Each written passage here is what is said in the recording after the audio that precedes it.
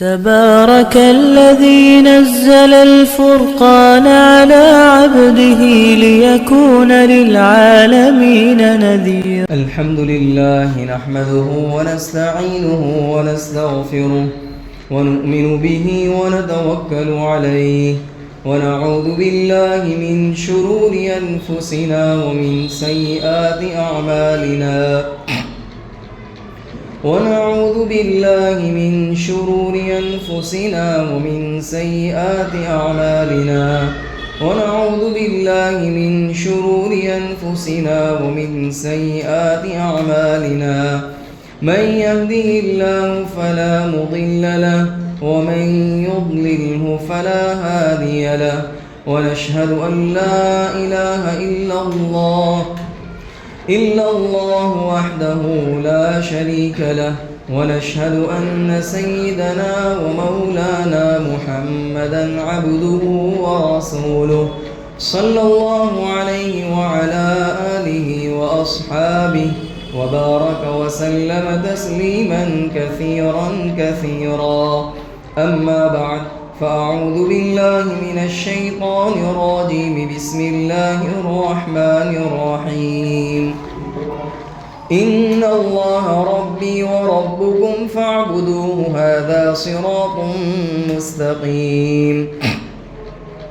فلما أحس عيسى منهم الكفر قال من أنصاري إلى الله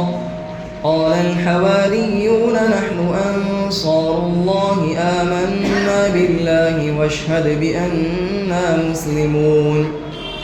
ربنا آمنا بما أنزلت واتبعنا الرسول فاكتبنا مع الشاهدين ومكروا ومكر الله والله خير الماكرين صدق الله العظيم. محترم بھائی اور دوستوں،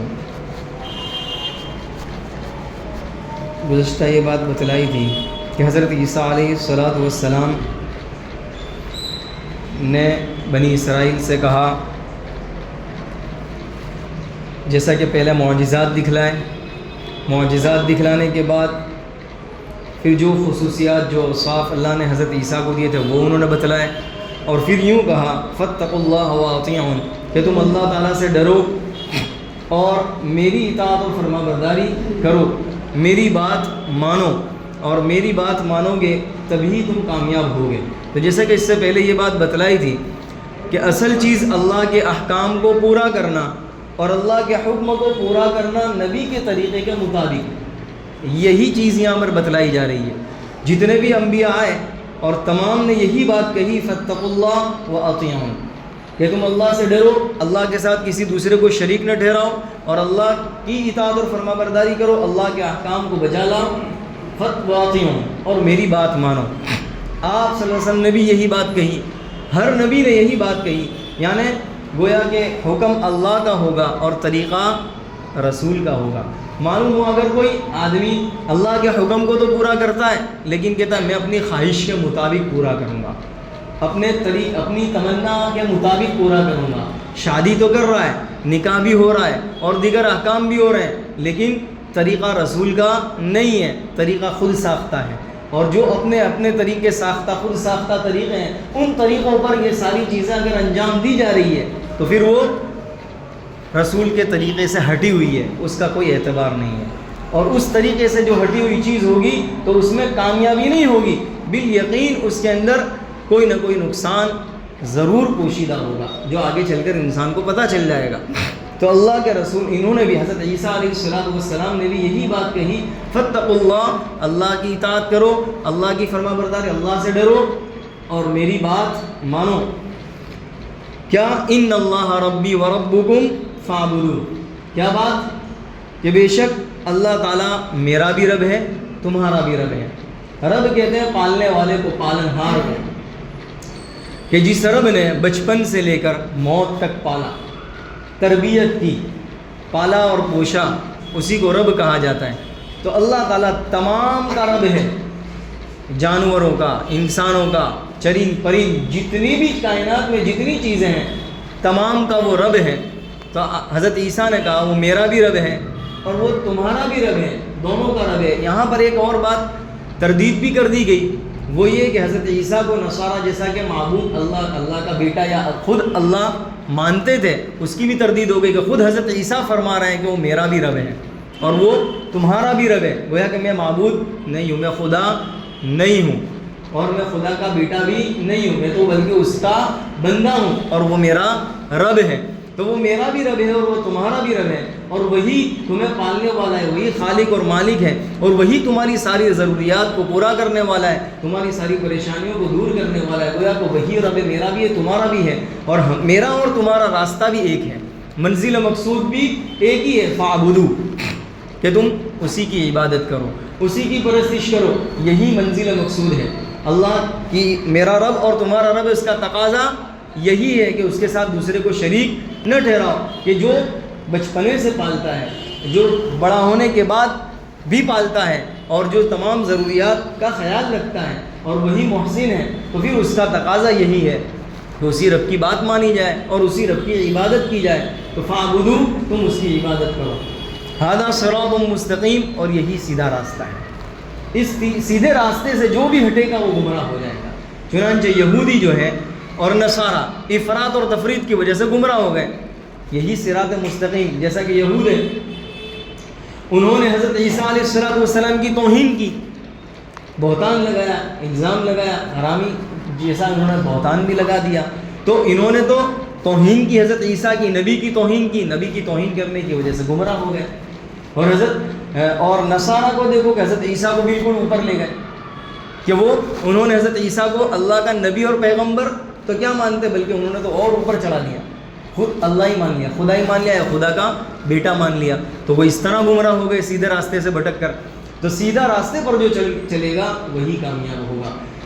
اور یہی سیدھا راستہ ہے جس کی ہم روزانہ دعا بھی کرتے ہیں، ہر نماز میں سورہ فاتحہ پڑھتے ہیں۔ سورہ فاتحہ اس میں یہی ہے، اہدنا الصراط المستقیم، کہ تو ہمیں سیدھے راستے پر چلا، اسی کی ہم روزانہ دعا بھی کرتے ہیں۔ تو آگے فرمایا فلما احس عیسیٰ منہم الکفر قال من انصاری الی اللہ، کہ جب حضرت عیسیٰ نے علیہ السلام نے جو بات پہنچانی تھی پہنچا دی، اب ظاہر ہے جب پہنچائی جائے گی تو پھر کیا ہوگا، ری ایکشن تو پھیلنا ہی ہے، کیونکہ ہر ایک حق بات کو برداشت کرتا نہیں ہے، اور اس میں اتنی سکت اور ہضم بھی نہیں کر سکتا حق بات کو۔ تو کیا ہوا، فلما احس عیسیٰ منہم الکفر، اب عیسیٰ نے ان سے کفر کو محسوس کیا اور دشمناوٹ کو، مخالفت کو دیکھا کہ اب یہ بالکل سخت نفرت پر اتر چکے ہیں، مخالفت پر اتر چکے ہیں، دشمنی پر اتر چکے ہیں، حسد پر اتر چکے ہیں۔ تو فلما احس عیسیٰ منہم الکفر قال من انصاری الی اللہ، تو اب انہوں نے کہا کون ہے جو میری مدد کرے اللہ کے دین میں، اللہ کے راستے میں، کون ہے انصار، اللہ کے مددگار کون ہیں جو میری اس راستے میں مدد کرے۔ قال الحواریون، تو حواریوں نے کہا نحن انصار اللہ، ہم ہیں اللہ کے مددگار، ہم آپ کی مدد کریں گے۔ اب یہ جو حواری ہے، یہ حواری ہے کون، انہیں کیوں حواری کہا گیا؟ تو یہ جو حواری تھے وہ مخلص تھے، دوست تھے، جو حضرت عیسیٰ علیہ السلام پر ایمان لائے تھے۔ اور حواری کا معنی سفیدی کے، اور سفیدی اسی لیے انہیں حواری کہا گیا کہ مخلص تھے، سفید تھے، گندگی سے پاک تھے، منافق قسم کے نہیں کہ سامنے کچھ اور دل میں کچھ اور، بلکہ مخلص تھے، تو مخلص کہا گیا، اس وجہ سے مخلص تھے، اس وجہ سے انہیں حواری کہا گیا۔ اور یہ حضرت عیسیٰ علیہ السلام پر ایمان لانے والے تھے، اور یہ تعداد میں کتنے تھے، 1000 2000 بھی نہیں تھے، تعداد میں مشکل سے 12 تھے، ایک قول کے مطابق صرف 12 ہی تھے، اور دوسرے قول کے مطابق کچھ زیادہ ہے، لیکن زیادہ پھر بھی نہیں تھے، 50 سے بھی کم تھے، یعنی گویا ایک قول کے مطابق 12 ہی تھے۔ اور بعض مفسرین فرماتے ہیں کہ یہ جو حواری تھے یہ دھوبی تھے، کپڑے دھوتے تھے۔ تو حضرت عیسیٰ علیہ السلام کا جب وہاں سے گزر ہوا تو آپ نے کہا تم کیا کرتے ہو؟ تو انہوں نے کہا کہ ہم کپڑے دھوتے ہیں، میل کچیل دور کرتے ہیں کپڑے دھو کر۔ تو آپ نے کہا اچھا تم کپڑے دھوتے، آؤ میں تمہیں دل کی گندگی صاف کرنے کا راز بتلاؤں، دل کو صاف کرنے، دل کو میل کچیل سے دل کو پاک صاف کرنے کا راستہ بتلاؤں۔ تو وہ حضرت عیسیٰ کے ساتھ لگ گئے اور ان پر ایمان لائے اور ان کے معتقد ہو گئے، اور یہی ایمان لانے والے تھے، اور یہی حضرت عیسیٰ ان کو بھیجتے تھے دوسروں کے پاس دعوت کے لیے، اور جو آپ کا پیغام ہوتا یہ دوسروں کو ان کا پیغام پہنچا دیتے تھے۔ تو اس وجہ سے یہ حواری کہا گیا۔ اب یہ حواری تھے، قال الحواریون، تو حواریوں نے کہا کہ ہم اللہ کے مددگار ہیں۔ اب دیکھیے معلوم یہ ہوا جتنے بھی انبیاء علیہ السلام آئے،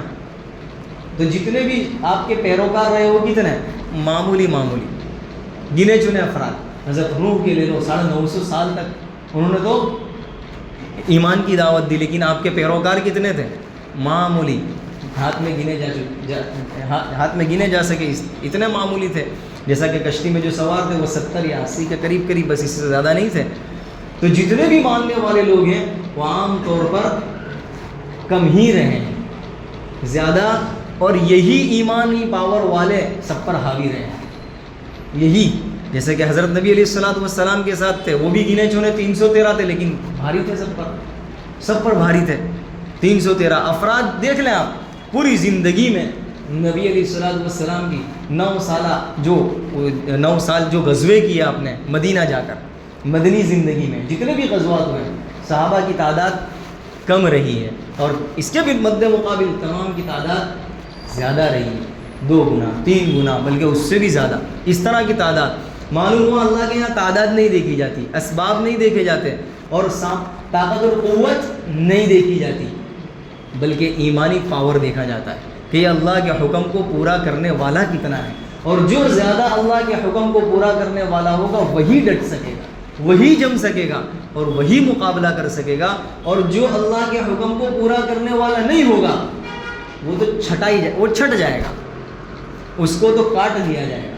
وہ تو ذلیل و خوار ہوگا۔ تو آج آپ دیکھ لیں پوری دنیا کے اندر مسلمانوں کی تعداد کتنی زیادہ ہے، لیکن دشمن مسلمانوں پر حاوی ہے۔ کیوں؟ اس لیے کہ صرف زبانی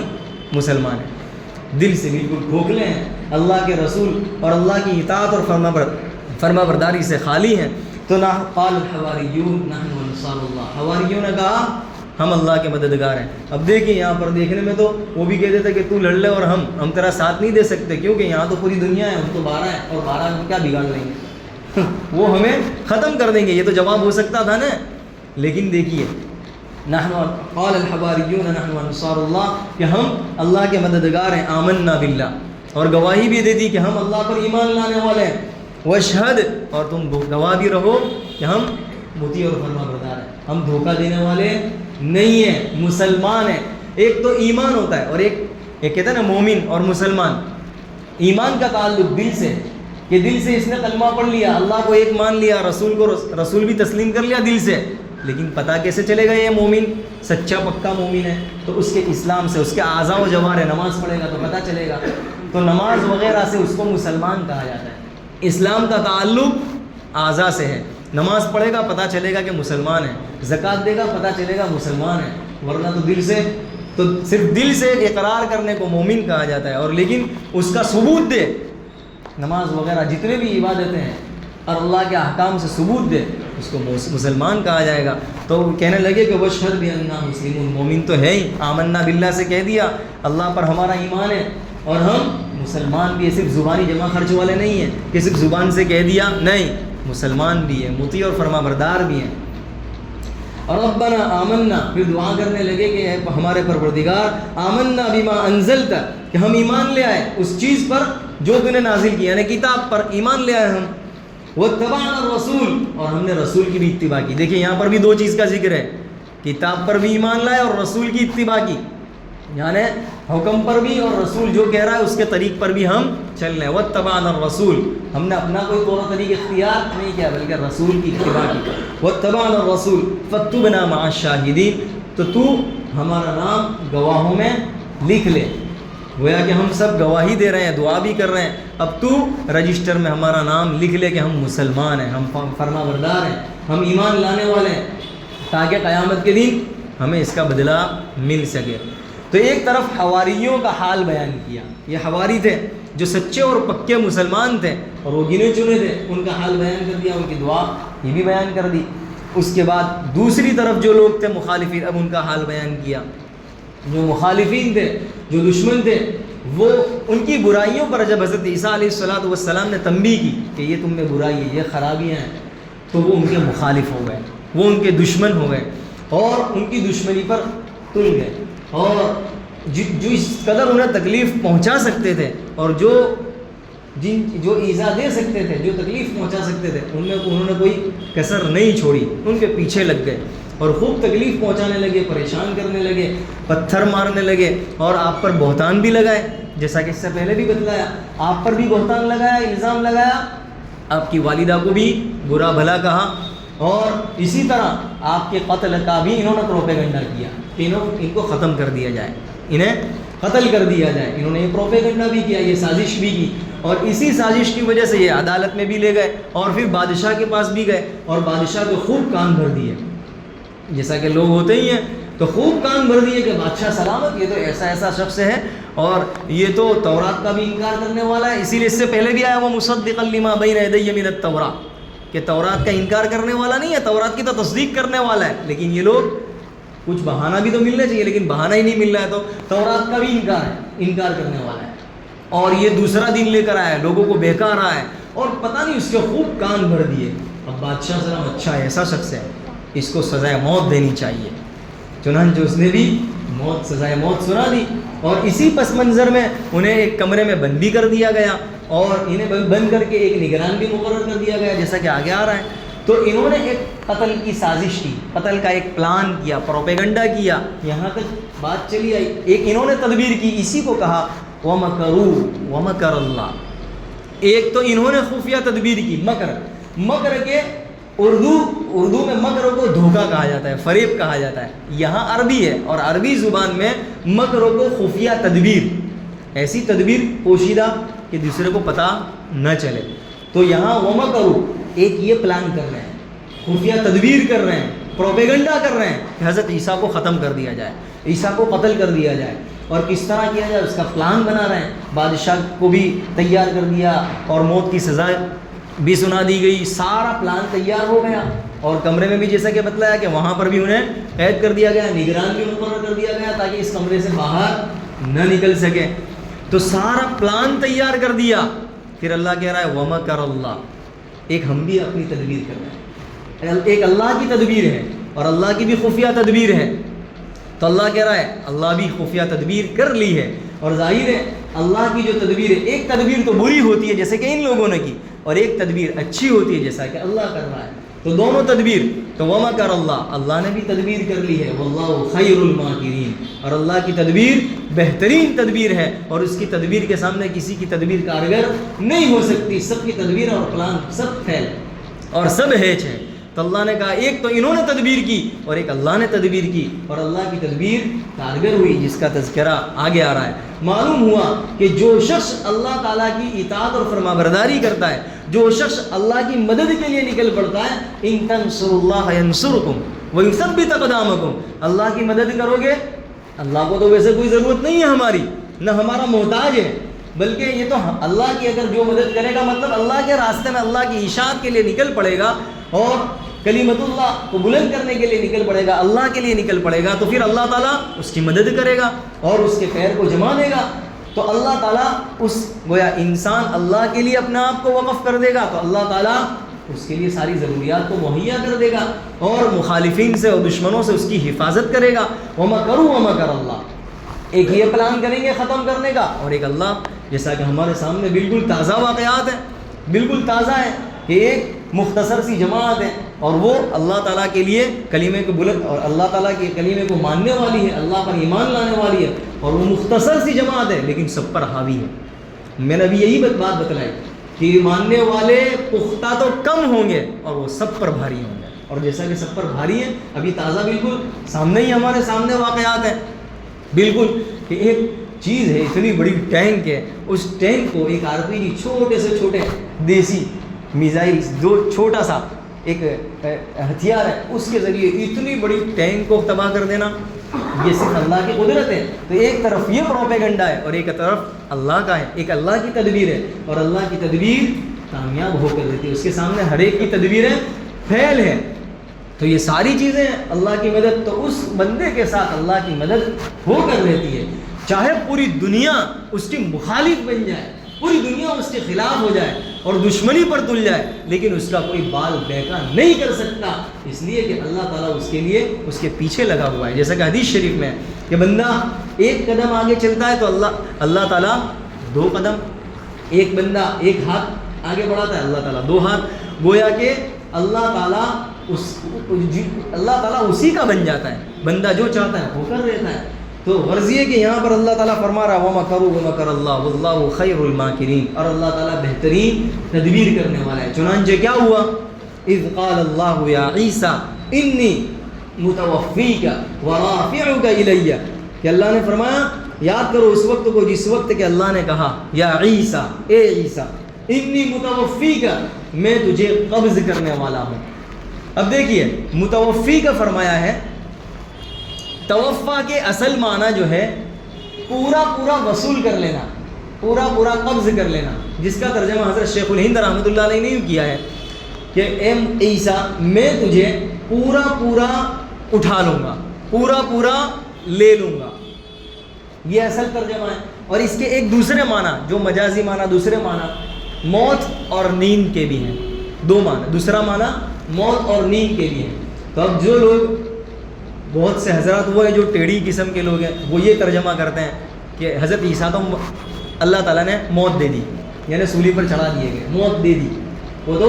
ان کو تو قتل کر دیا گیا. تو ایک یہ ترجمہ کر کے، حالانکہ حضرت عیسیٰ کو قتل نہیں کیا، حضرت عیسیٰ مرے نہیں ہیں، بلکہ وہ تو آسمان پر اٹھا لیے گئے ہیں، جیسا کہ ابھی تفصیل سے آ رہا ہے. تو حضرت عیسیٰ علیہ السلام جیسا کہ کچھ حضرات ہیں وہ اس کا دوسرا معنی لے کر یہ کہنا چاہتے ہیں کہ حضرت عیسیٰ تو جو ہے وہ تو قتل کر دیے گئے، اللہ نے فرما دیا متوفی کا، وفات دے دی تو وہ تو مر چکے، حالانکہ ایسا نہیں ہے، وہ تو اٹھا لیے گئے. جیسا کہ حدیث شریف میں سینکڑوں احادیث ہیں جس میں حضرت نبی علیہ السلام نے ارشاد فرمایا کہ وہ مرے نہیں ہیں، حضرت عیسیٰ مرے نہیں ہیں، لم یمت عیسیٰ. اور اسی طرح حضرت عیسیٰ دوبارہ آئیں گے اور آنے کے بعد ان کی دوبارہ حکومت ہوگی، وہ بادشاہ بنیں گے، حکمرانی کریں گے، امن و امان قائم کر دیں گے، اور ان کی تقریباً 40 سال جو زندگی ہوگی، جو بقیہ زندگی ہے وہ گزاریں گے، اور پھر ان کے نکاح بھی ہوگا، اولاد بھی ہوگی، اور پھر فطری جو موت ہے وہ فطری موت آئے گی، اور اس وقت اور پھر اس کے بعد آپ نے فرمایا میرے پڑوس میں دفن ہوں گے. جیسا کہ آج بھی 4تھی جگہ جو ہے قبر کی خالی ہے، آج بھی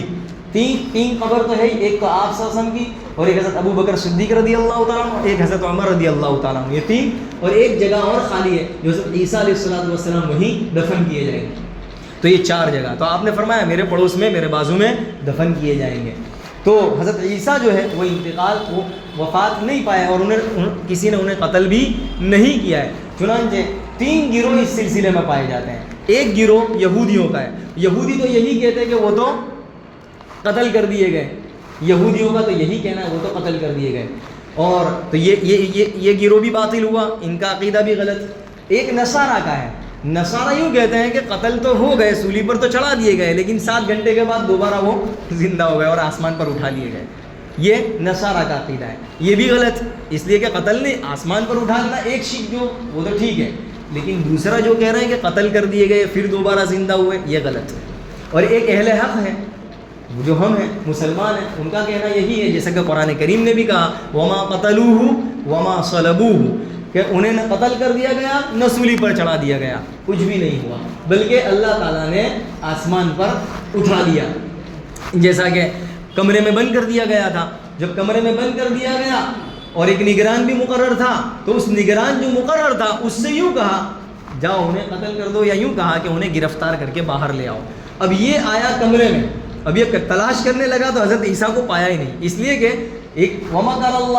اللہ نے بھی تدبیر کر لی تھی، اور اللہ تعالیٰ نے حضرت عیسیٰ سے کیا کہا تھا، انی متوفیک، تسلی دے دی تھی. کیا تسلی دی تھی؟ کہ تمہیں یہ قتل کرنے آئے ہیں، گھیر لیا ہے چاروں طرف سے، ان سے تمہارا قتل نہیں ہوگا، تم قتل نہیں کیے جاؤ گے، تم مارے نہیں جاؤ گے. تسلی دے دی. کس طرح؟ انی متوفیک، تمہیں جو ہم وفات دیں گے تمہاری فطری اور طبیعی موت آئے گی، متوفیک، ہم تمہیں تمہاری طبیعی موت دیں گے. اور ابھی کیا کر رہے ہیں، ورافعک الیہ، ابھی تو تمہیں ہم اپنی طرف بلا رہے ہیں، آسمان پر اٹھا لیں گے. گویا تسلی بھی دے دی اور ایک پیشین گوئی بھی کر دی جو پوری ہوئی. تو اللہ نے کہا تھا نا ایک اللہ کی تدبیر ہے، اور اللہ کی تدبیر یہی تھی کہ اللہ تعالیٰ نے فرشتے کے ذریعے جو روشن دان تھا، جو کھڑکی یہ تھی، اس کے ذریعے آپ کو باہر فرشتے نے نکالا اور پھر اللہ نے آپ کو آسمان پر اٹھا لیا۔ اب ادھر سے جو نگران مقرر تھا اس سے یوں کہا کہ انہیں گرفتار کر کے لاؤ۔ جب وہ کمرے میں دیکھا، تلاش کیا تو کمرے میں کوئی موجود ہی نہیں ہے اس کے علاوہ، تو اللہ تعالیٰ نے حضرت عیسیٰ کی شکل اس کی بنا دی، اس کی شکل حضرت عیسیٰ جیسی کر دی۔ اب جب وہ باہر آیا دیکھا کہ ہے ہی نہیں، جب باہر آیا تو لوگوں نے یہ سمجھ کر کے یہ حضرت عیسیٰ تو آ گئے، تو حضرت عیسیٰ انہیں یہی سمجھ کر سب نے پکڑ لیا اور اسے سولی پر چڑھانے کے لیے لے گئے، اور وہ آواز لگاتا رہا کہ میں مسیح نہیں ہوں، میں مسیح نہیں ہوں، میں عیسیٰ نہیں ہوں، لیکن کون سنتا، اس لیے کہ سب دشمن بنے ہوئے تھے اور سزا سنا دی گئی تھی موت کی۔ تو وہ اللہ تعالیٰ نے اس کی شکل حضرت عیسیٰ جیسی بنا دی۔ اسی کو قرآن کریم نے یوں کہا وَلَٰكِن شُبِّهَ لَهُمْ، ان میں شبہ ڈال دیا گیا، انہیں یہی پتہ نہیں چلا کہ کون عیسیٰ ہے، ان کی شکل ایسی بنا دی گئی اور اسی کو سولی پر چڑھا دیا گیا۔ اب سولی پر چڑھا تو دی، سولی پر بھی چڑھا دیا گیا۔ اب یہ سوچنے لگے یہ تھا کون؟ اس کو تو کمرے میں بھیجا تھا، ایک آدمی تھا، ایک آدمی اندر تھا، ایک باہر تھا، ایک اندر تھا، اب یہ گیا تھا۔ ہم نے تو ایک آدمی کو جس کو اندر بھیجا تھا تو دو ہونے چاہیے، اب دو تو ہے ہی نہیں، ایک ہے۔ اب کرنے کو تو کر دیا، کہتا نا انسان غصے میں اس طرح کر ڈالتا، پھر بعد میں دیکھتا ہے تو یہ کیا ہو گیا۔ اسی کو اللہ نے کہا وَلَٰكِن شُبِّهَ لَهُمْ، شبہ ڈال دیا گیا۔ ہم نے کیا کر ڈالا؟ ہمارے آدمی کو ہم نے قتل کر دیا، تو وہ کہاں گئے؟ خیر اسی کو وَإِنَّ الَّذِينَ اخْتَلَفُوا فِيهِ لَفِي شَكٍّ مِّنْهُ، شک میں پڑ گئے کہ یہ کیا ہو گیا۔ غرض یہ کہ حضرت عیسیٰ کو اللہ تعالیٰ نے آسمان پر اٹھا لیا گیا اور ان کے جو پلان تھے سب پھیل ہو گئے۔ اسی طرح قیامت تک جو بھی اللہ تعالیٰ کی ماننے والا ہوگا، وہ جو حق پر ہوگا وہ کامیاب رہے گا، وہ بلند رہے گا، اور جو اس کا مخالف ہوگا وہ ہمیشہ ناکام رہے گا۔ ہاں وقتی طور پر تو وہ کامیابی، وقتی طور پر تو ایسا لگے گا کہ وہ کامیاب ہو رہا ہے دشمن وقتی طور پر، لیکن حقیقی اور اخیر کا انجام کا جو غالب رہنے والا ہے، وہ حق پر جو رہنے والا ہوگا وہی غالب رہے گا۔ تو اللہ تعالیٰ نے یہاں پر فرما دیا انی متوفیک ورافعک الیہ، کہ اے عیسیٰ ہم تمہیں قتل، تم ان کے ہاتھوں سے قتل نہیں ہوگے، ہم تمہیں تمہاری طبعی موت دیں گے، اور ورافعک الیہ، اور ابھی فی الحال تمہیں آسمان پر اٹھا لیا جائے گا، ومطہرک من الذین کفروا، اور ان کافروں سے تجھے پاک کر دیں گے، ان کافروں سے پاک کرنے والا ہوں۔ ایک تو مطلب یہی ہے جو ابھی بتلایا، یعنی ان کے جو ناپاک ارادے ہیں، ان کے ناپاک ہاتھ تجھ تک نہیں لگ سکیں گے، تجھ سے پاک کر دوں گا، ان کے ناپاک ہاتھ تجھ سے نہیں لگ سکیں گے۔ ایک مطلب تو یہی ہے، اور دوسرا مطلب یہ ہے کہ گندے ماحول سے، یہ لوگوں کا گندا ماحول، ان تمام ماحول سے دور کر کے تجھے پاک کر دوں گا۔ اور ایک مطلب یہ ہے کہ یہ تجھ پر جو تہمت لگا رہے ہیں بری، اور تجھ پر الزام لگا رہے ہیں، اور تیرا نسب جو ہے اس کو خراب کر رہے ہیں، تو حضرت نبی علیہ السلام آئیں گے، خاتم النبیین آئیں گے، اور وہ آ کر ان ساری چیزوں سے تجھے پاک کر دیں گے، تطہیر کر دیں گے وہ سب، اور سب چیزوں سے صفائی پیش کر دیں گے۔ تو ایک مطلب یہ بھی لیا گیا وَمُطَهِّرُكَ مِنَ الَّذِينَ كَفَرُوا وَجَاعِلُ الَّذِينَ اتَّبَعُوكَ فَوْقَ الَّذِينَ كَفَرُوا إِلَى يَوْمِ الْقِيَامَةِ۔ یہ بھی بڑا زبردست جملہ ہے کہ قیامت تک جو لوگ بھی تیری بات ماننے، تیری اتباع کرنے والے ہیں،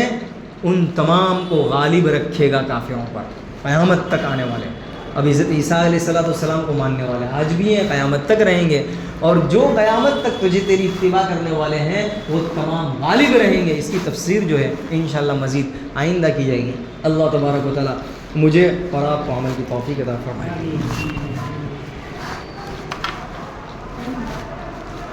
سبحانك اللهم وبحمدك وتبارك اسمك وتعالى جدك ولا إله غيرك، لا إله إلا الله الحليم الكريم، سبحان الله رب العرش العظيم، أسألك موجبات رحمتك وعزائم مغفرتك والغنيمة من كل بر والسلامة من كل إثم، لا تدع لنا ذنبا إلا غفرته ولا هما إلا فرجته ولا كربا إلا نفسته ولا ضرا إلا كشفته ولا حاجة هي لك رضا إلا قضيتها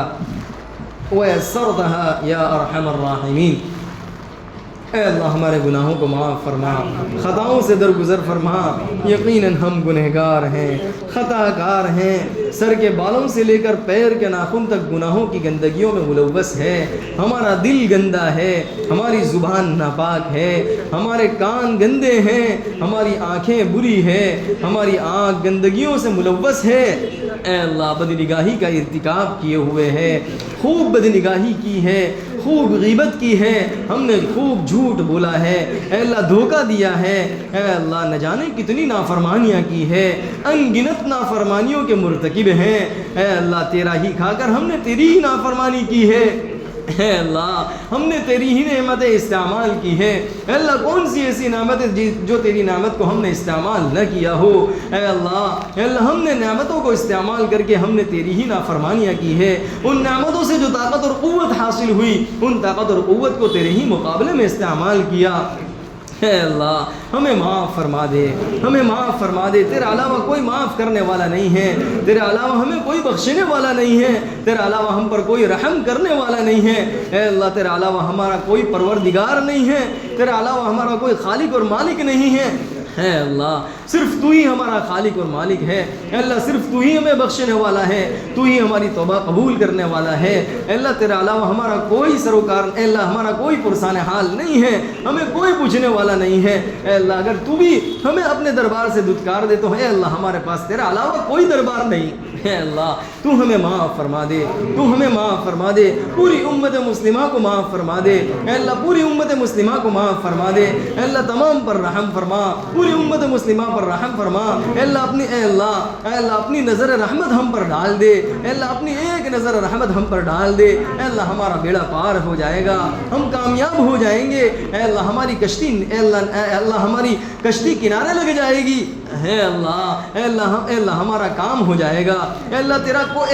تیرے خزانے میں کوئی کمی نہیں آئے گی۔ اے اللہ تو ہم سے راضی ہو جا، تو ہم سے راضی ہو جا، پوری امت محمدیہ سے راضی ہو جا۔ تیرے حکم پر چلنے کی ہمیں توفیق عطا فرما دے، تیرے حکم پر چلنے کی ہمیں توفیق عطا فرما، نبی علیہ السلام کے طریقوں کو اختیار کرنے کی ہمیں توفیق عطا فرما۔ اے اللہ پورے امت مسلمہ جہاں کہیں پریشانی کا شکار ہے، اے اللہ تمام کو پریشانی سے نجات عطا فرما دے، تمام کو نجات عطا فرما دے۔ اے اللہ فلسطین کے مسلمانوں کی حفاظت فرما، غزہ کے مسلمانوں کی حفاظت فرما۔ اے اللہ ان کی مدد اور نصرت فرما، اے اللہ ان کی مدد اور نصرت فرما۔ اے اللہ جو ان کی مدد کر رہے ہیں، جو ان کا تعاون کر رہے ہیں، اے اللہ جس اعتبار سے، دوا کے اعتبار سے،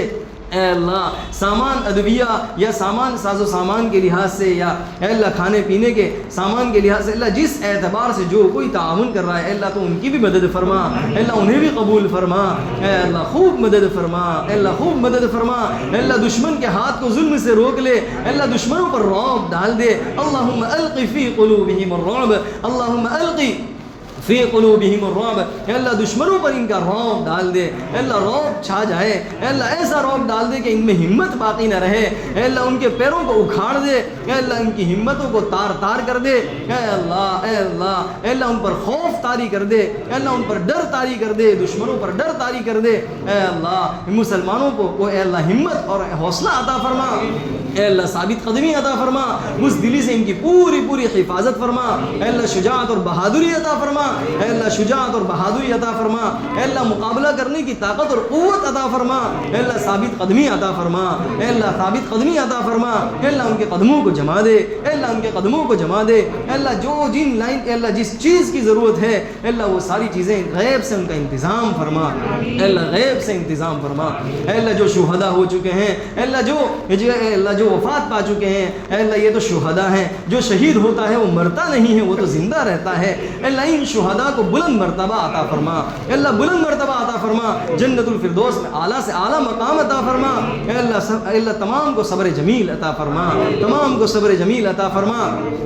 اے اللہ اے اللہ جو کچھ مانگا عطا فرما، جو مانگنے سے رہ گیا اے اللہ بہت کچھ مانگنے سے رہ گیا، سب کچھ اپنے خزانے غیب سے ہمیں عطا فرما۔ ربنا تقبل منا انك انت السميع العليم وتب علينا انك انت التواب الرحيم وصلى الله على النبي الكريم سبحان ربك رب العزة عما يصفون وسلام على المرسلين والحمد لله رب العالمين برحمتك يا ارحم الراحمين۔